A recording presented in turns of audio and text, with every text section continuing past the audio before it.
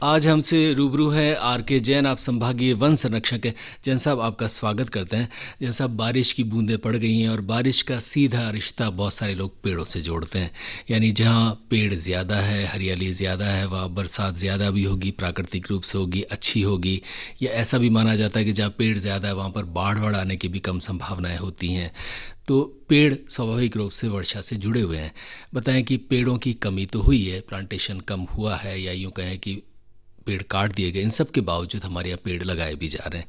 इस मौसम में बहुत सारे लोग ख़ास तौर पर घरों में या घरों के बाहर या कहीं पेड़ लगाना चाहें, वे क्या क्या करें, कौन कौन से पेड़ लगाएं? नमस्कार सभी को। और बहुत अच्छी बात है कि बारिश का मौसम अभी शुरू हो गया है हमारे यहाँ, और बहुत अच्छा मौसम हो गया है जिसको कहना चाहिए कि जिससे सुकून मिलता है। और इस दौर में हम जाना चाहते हैं पेड़ों के आसपास, नदी नालों में, और पिकनिक मनाने।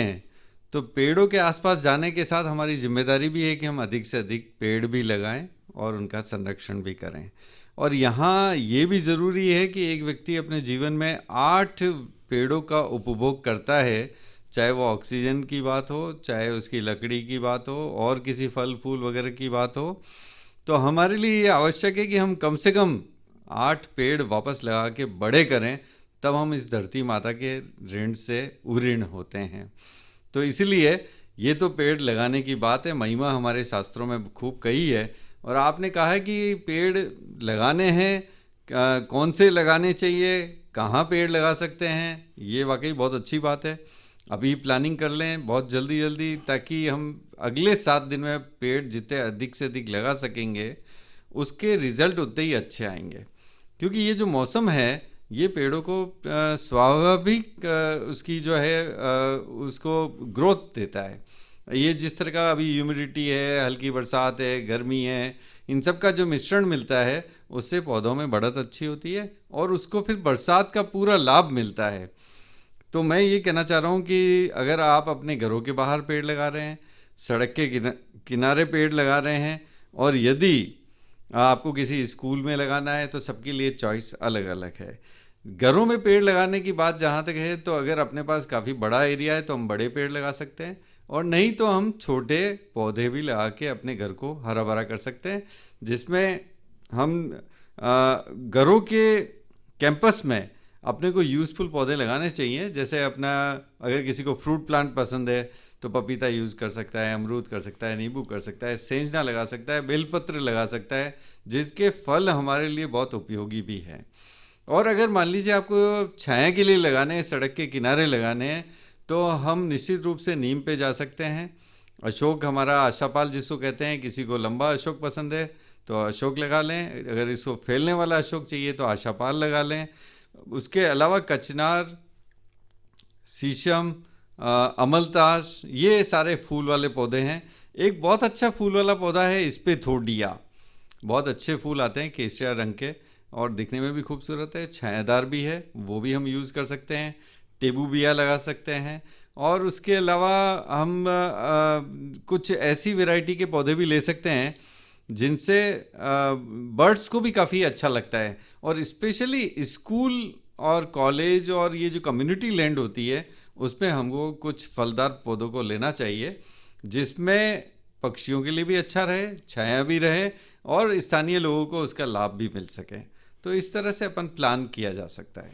जैन साहब, पेड़ लगाना अच्छी बात है, लेकिन बहुत सारे उसको लेकर प्रश्न उठते हैं और बहुत सारी परेशानियां उठती है। शहरों में बहुत सारे लोग जिन्होंने घर में पेड़ लगा दिए थे वो बाद में शिकायत करते हैं कि साहब हमारे नींवों में इसकी जड़ें आ जाती है। कुछ लोग ये शिकायत करते हैं कि साहब हमारा जो पानी का टैंक है उसमें इनकी जड़ें पहुंच जाती है, वो पेनिट्रेट कर देती हैं। लिहाजा बहुत सारे लोगों ने घरों में पेड़ लगाना या तो बंद कर दिया, या है तो भी बहुत सारे लोगों ने कटवा दिए।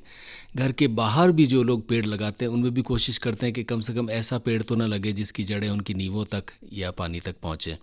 तो एक तो ये बताएं कि ये परेशानी क्या सच में ऐसा होता है कि पेड़ की जड़ें आपकी जो घर की नींव है उसको खोखला कर देती है, अंदर चली जाती है, और क्या सच में पानी के टैंक तक पहुंच जाती हैं? और अगर ये सच है तो कौन कौन से पेड़ हम लगा सकते हैं जिससे ये समस्या ना हो? आपने ठीक कहा, ये समस्या कुछ कुछ जगह पे आती भी है, कुछ लोगों ने इसको फेस भी किया है। बट ऐसा नहीं है कि सभी पेड़ों के साथ और सभी स्थानों पर ऐसा होता हो।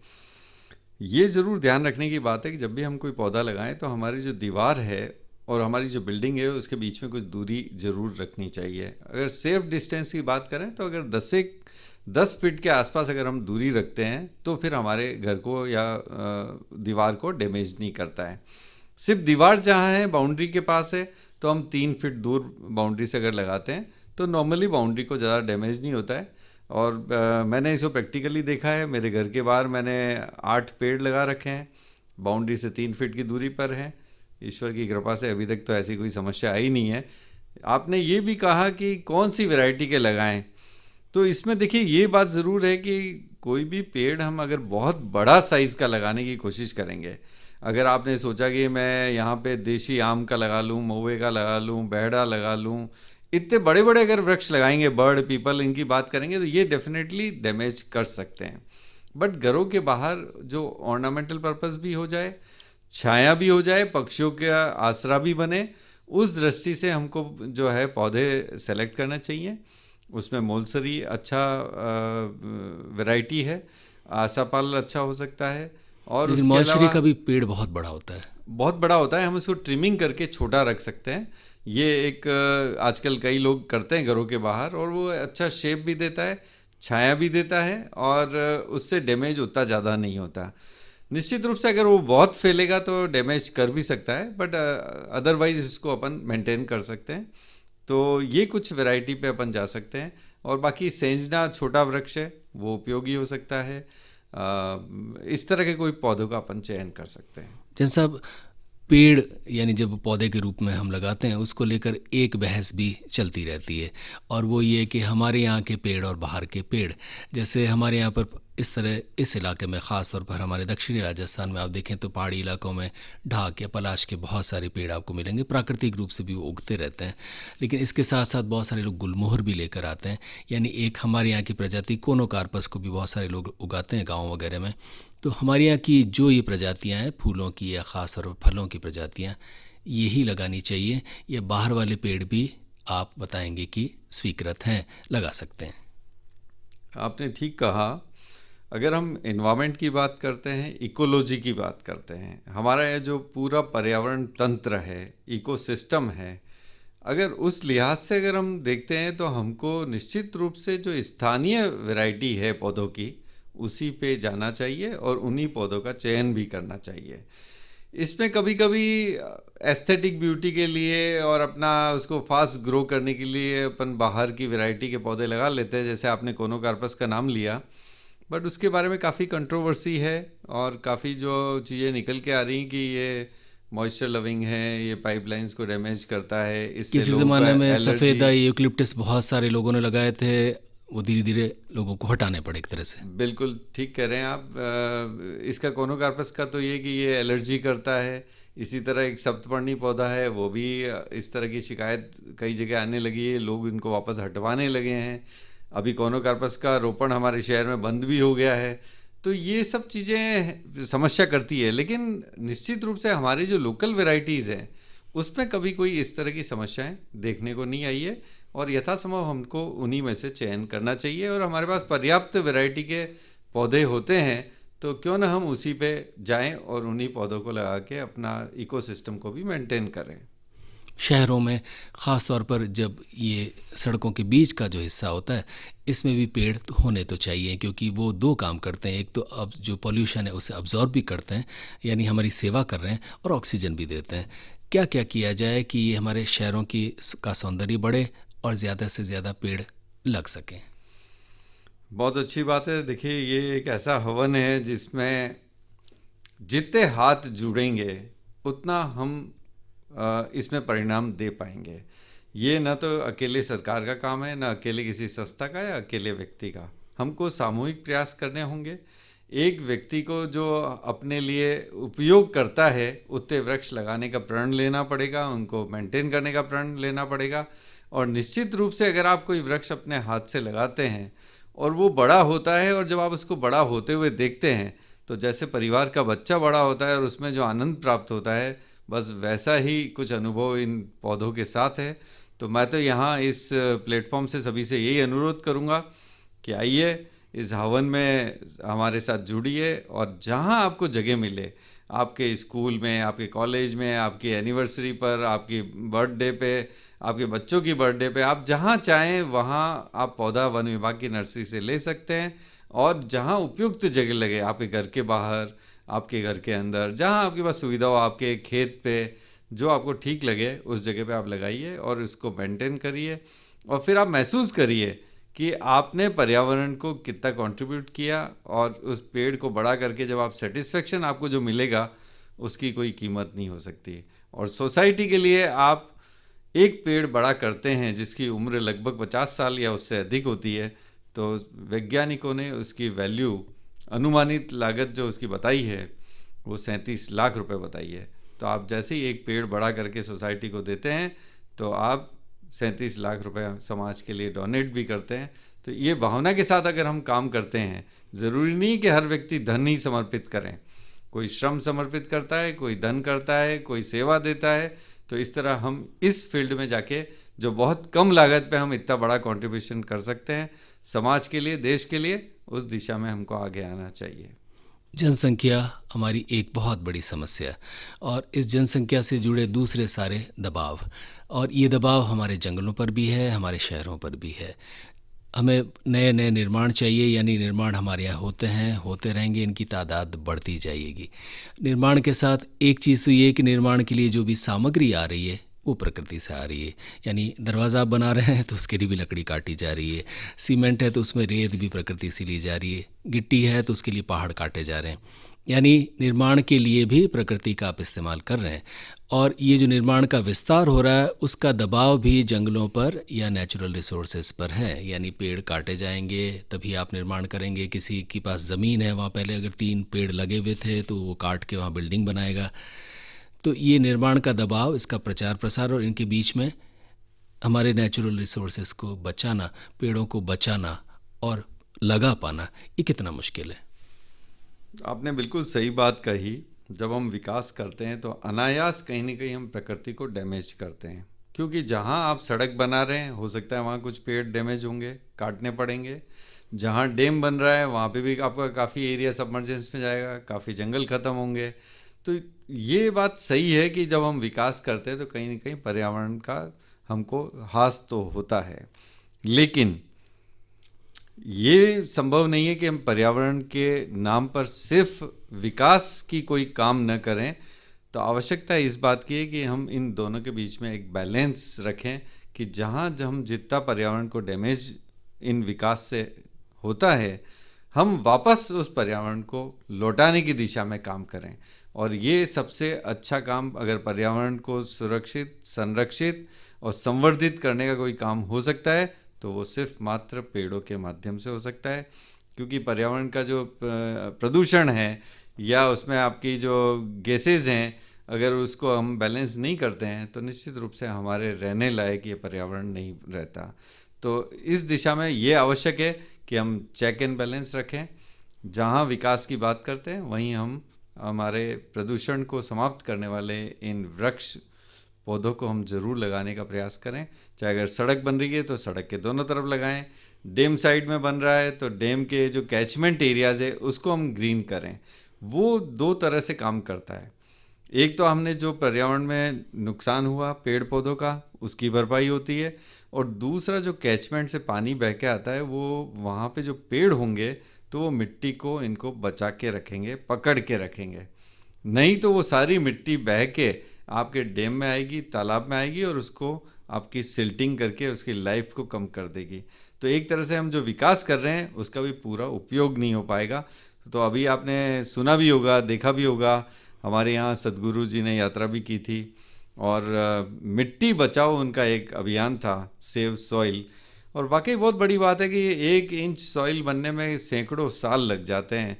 जब इतने साल लग जाते हैं तो हमको फिर ये सोचने की बात है, लाखों अरबों, अगर इतने साल लगते हैं तो निश्चित रूप से हमारे लिए ये सोचने की बात है कि इस अमूल्य मिट्टी को हम कैसे बचाएं। क्योंकि मिट्टी होगी तो पेड़ बचेंगे और पेड़ होंगे तो मिट्टी बचेगी। ये एक वाइस वर्सा संबंध है। तो ये एक विचार करने की चीज़ है और हमको सबको मिलकर इस दिशा में काम करना चाहिए। आर के जैन, संभागीय वन संरक्षक, उदयपुर। आपसे उदयपुर और ख़ास तौर पर दक्षिणी राजस्थान से जुड़े कुछ मुद्दे भी पूछना चाहूँगा। एक तो ये कि यहाँ पर गर्मियों में ख़ास तौर पर अप्रैल के बाद से बहुत सारे इलाकों में, ख़ास तौर पर आदिवासी इलाकों में, एक परंपरा है कि वो किसी टोने टोटके के तहत पेड़ों में आग लगाते हैं, यानी जंगल में आग लगाते हैं, और ये परंपरा बदस्तूर जारी है। और कुछ लोग इसके लिए कुछ झूठ भी गढ़ते हैं कि किसी ने कोई सिगरेट या बीड़ी कुछ पी के फेंक दी, उससे आग लग गई। कुछ लोग ये भी कहते हैं कि साहब पेड़ आपस में टकराते हैं, उससे आग लग जाती है। इन बातों में पता नहीं कितनी सच्चाई है। इसके अलावा अवैध माइनिंग, बहुत सारे इलाकों में पत्थर तोड़ना या पहाड़ काटना ये आम है, और पेड़ों की भी कटाई अवैध रूप से बहुत सारे अंचलों में होती है।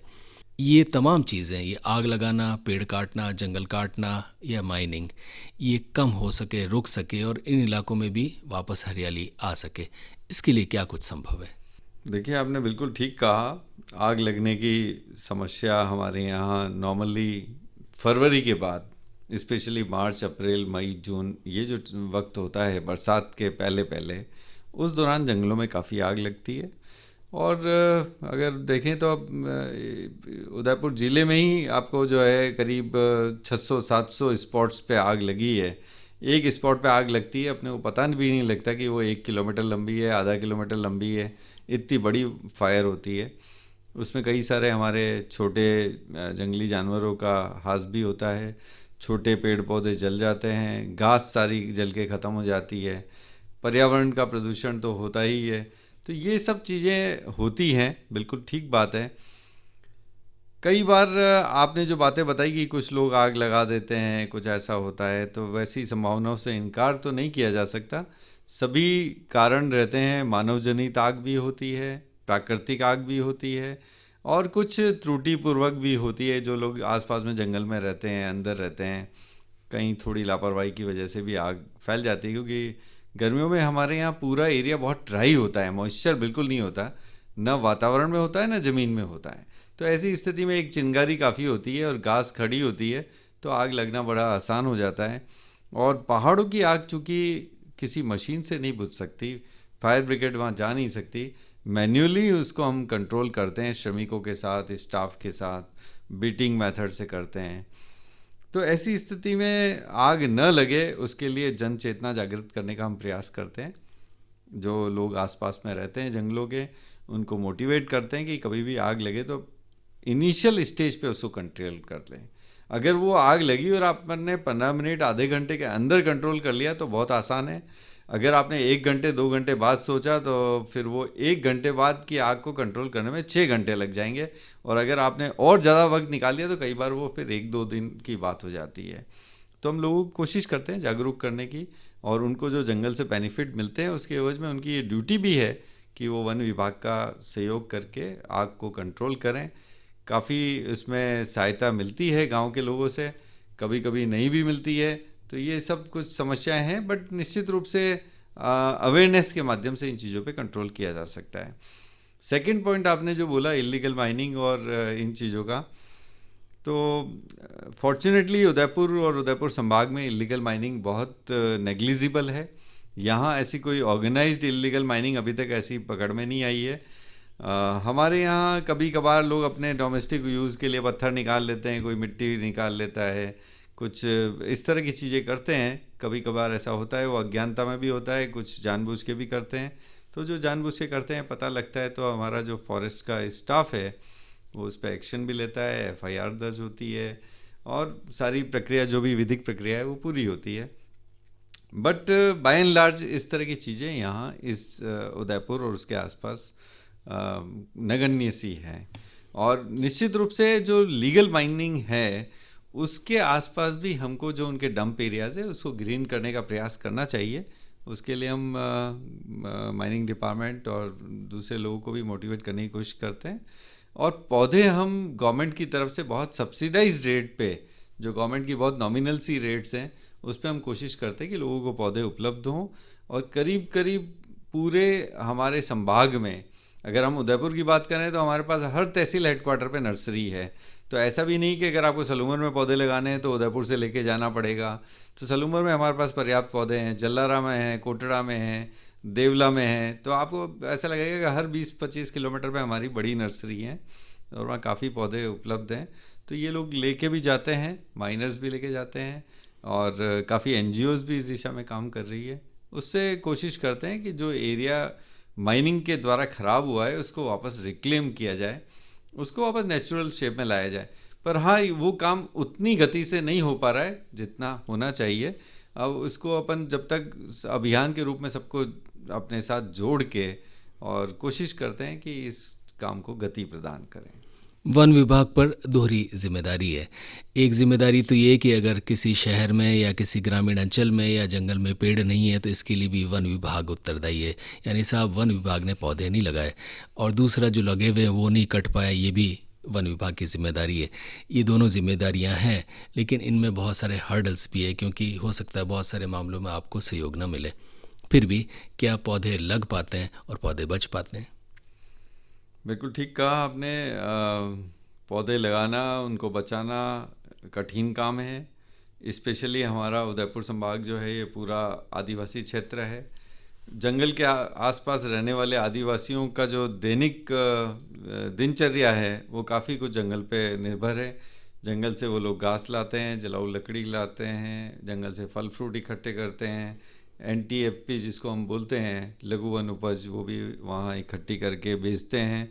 शहद इकट्ठा करते हैं। कई बार आग लगाने का कारण शहद भी बनता है, क्योंकि वो शहद कलेक्ट करने के लिए आग लगाते हैं। और फिर इसी तरह महुआ फूल का जो कलेक्शन होता है वो नीचे क्लीन करने के लिए आग लगा लेते हैं, ताकि घास वास सब जल के ख़त्म हो जाए और फिर महुआ फूल आसानी से बीन सके। वो भी वही वक्त होता है मई जून का। तो ऐसी स्थिति में ये सब चीज़ें होती हैं। कोशिश हमारी रहती है कि किसी भी तरह से लोग इन अपने बेनिफिट्स लें और पौधों का संरक्षण भी करें, क्योंकि हमारे यहाँ कैटल्स बहुत ज़्यादा हैं। आप देखिए उदयपुर में लगभग 1:1 का अनुपात है मनुष्य और उनके पालतू मवेशियों का। और वो ग्रामीण अंचल में तो 10 गुना भी हो सकता है, 20 गुना भी हो बिल्कुल सकता है। बिल्कुल आपने सही कहा। और मोस्टली जो है वो सारी कैटल्स जंगल पे फीड करती हैं। तो जहाँ थोड़ी जागरूकता की कमी होती है वहाँ हम पौधे लगाते हैं, लोग अंदर बकरी डाल देते हैं, रात में डाल देते हैं। ऐसी समस्या कई जगह आती है। पर बाई एंड लार्ज जब काफ़ी अवेयरनेस भी आने लगी है, हम चौकीदार भी रखते हैं, लोकल लोगों की हेल्प भी लेते हैं। और इसी दृष्टि से सरकार ने साझा वन प्रबंध का काफ़ी एक अभियान सा चल रहा है, जिसमें स्थानीय लोगों की साझेदारी के साथ हम जंगल विकास करें और जंगल को बचाने का प्रयास करें। ये दोनों चीज़ें साइमल्टेनियसली चलती है। तो निश्चित रूप से जन चेतना के साथ इन चीज़ों को और सुदृढ़ किया जा सकता है। जन साहब, एक आम व्यक्ति इस वक्त शहर की बात कर लें, अगर पेड़ या पौधे लगाना चाहे तो वन विभाग क्या पौधा दे सकता है? और किसी ज़माने में ट्री गार्ड और ऐसी चीज़ें भी कुछ लोग लाया करते थे, तो वन विभाग एक आम व्यक्ति की क्या मदद कर सकता है? देखिए, सबसे पहले तो जो समस्या होती है, व्यक्ति पौधा लगाना चाहता है, उसको ये नहीं पता होता है पौधा कहाँ से लेना है। कई बार वो अगर बाज़ार से लाने की कोशिश करता है तो पौधा इतना कॉस्टली होता है कि उसको लगता है इतने पैसे खर्च करने पड़ेंगे, फिर लेबर भी लगानी पड़ेगी, फिर गड्ढा भी करना पड़ेगा, फिर पानी भी पिलाना पड़ेगा। तो कई बार व्यक्ति विमुख हो जाता है इन चीज़ों से। लेकिन आजकल चूँकि लोगों का रुझान बड़ा है, हर व्यक्ति चाहता है कि मेरा घर ग्रीन हो, मेरे घर के आसपास हरियाली हो, मेरे स्कूल कॉलेज, मेरा कैंपस, मेरा ऑफिस, उनके आसपास किसी भी तरह से हरियाली रहे। तो उसके लिए नॉर्मली लोग जो है वो पौधे लेने हमारी नर्सरीज़ में आते हैं। और शहर में हमारी कम से कम यहाँ 4-5 नर्सरीज़ हैं जहाँ काफ़ी तादाद में पौधे हैं। मतलब लाखों की संख्या में हम पौधे पब्लिक के डिस्ट्रीब्यूशन के लिए तैयार करते हैं, जिसमें पेड़ों की वैरायटी के साथ ही साथ, यानी कि अमलतास, कचनार, गुल्लर, बर्ड, पीपल, ये सारी वैरायटी के पौधों के साथ आपका सीताफल भी होगा, आंवला भी होगा, जामुन भी होगा और मीठा नीम भी होगा, तुलसी भी होगी। उसके अलावा कई तरह के औषधीय पौधे भी हम तैयार करते हैं, तो वो भी लोग लेके जाते हैं और अपने अपने घरों में ये निःशुल्क हैं? उसमें मैं यहाँ ये ऐड करूँगा कि पिछली बार सरकार ने एक योजना चलाई थी, घर घर औषधि योजना। ये गत वर्ष से चालू हुई थी, इस साल भी चल रही है। उसमें सबको हमने 8 पौधे निःशुल्क देने का प्रावधान रखा था और वो हमने दिए भी। उसके अलावा जो पौधे हैं वो बहुत ही नॉमिनल शुल्क पे हैं। छोटा पौधा जो ऑर्डिनरी पौधा होता है वो 5 रुपए की शुल्क है आम जन के लिए। और अगर स्कूल कॉलेज अपने कैंपस में प्लांटेशन करता है तो उनकी रिक्वेस्ट पे हम उसको 1 रुपये सब्सिडाइज रेट पे भी, चूँकि इसमें बच्चे भी इन्वॉल्व होते हैं और उद्देश्य ये रहता है कि एक कम्युनिटी का काम हो रहा है, बच्चों में अवेयरनेस आ रही है, यूथ का इन्वॉल्वमेंट है, इसलिए उनको सब्सिडाइज रेट 1 रुपये में दिए जाते हैं। और जो बड़े पौधे हैं हमारे पास, जो बड़ी थैली में होते हैं, जिनकी साइज़ 3 फीट 4 फीट 5 फीट रहती है, वो 15 रुपये 40 रुपये की रेंज में उपलब्ध होते हैं। तो इस तरह से काफ़ी सब्सिडाइज रेट में, बाज़ार से बहुत कम रेट पे जो है पौधे उपलब्ध होते हैं और लोग जो है प्रायोरिटी पे वहाँ से लेते भी हैं।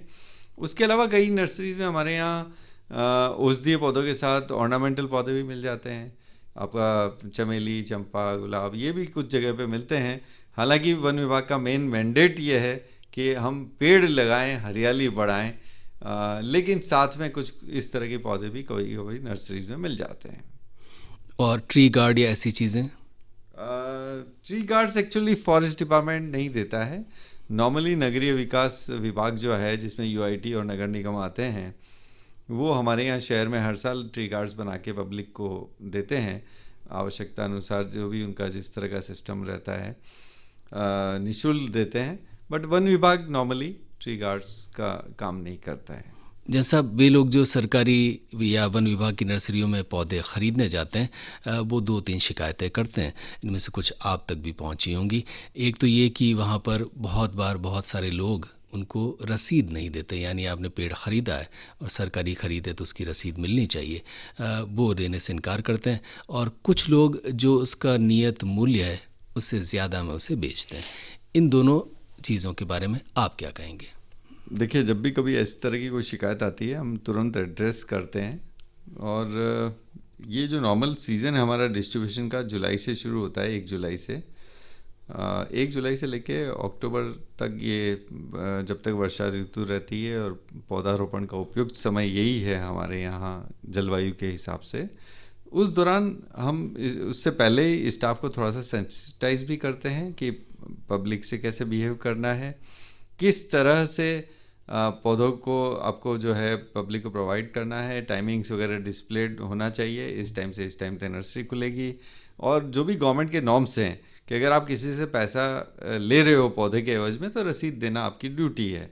और आप जो बता रहे हैं इस तरह की अगर कहीं आती भी है तो हम एक्शन भी लेते हैं और स्टाफ को पाबंद भी करते हैं कि इस तरह की चीज़ ना हो। बट बाय एंड लार्ज इस तरह की घटनाएं बहुत रेयर होती है, बहुत ज़्यादा इस तरह की शिकायतें नहीं मिली हैं। तो लेकिन फिर भी कभी ऐसा कुछ होता है तो निश्चित रूप से हम लोग कोशिश करेंगे कि इस तरह की चीज़ें ना हो। आर.के. जैन साहब, आप वन विभाग में उदयपुर के मुखिया हैं। जाते जाते उदयपुर और इस संभाग के तमाम लोगों को क्या संदेश देंगे, ख़ास तौर पर बरसात के इस मौसम में? बिल्कुल, इस मौसम के साथ ही सरकार ने हमारे यहाँ एक चीज़ और की है। 1 जुलाई से प्लास्टिक, सिंगल यूज़ प्लास्टिक को बैन किया है।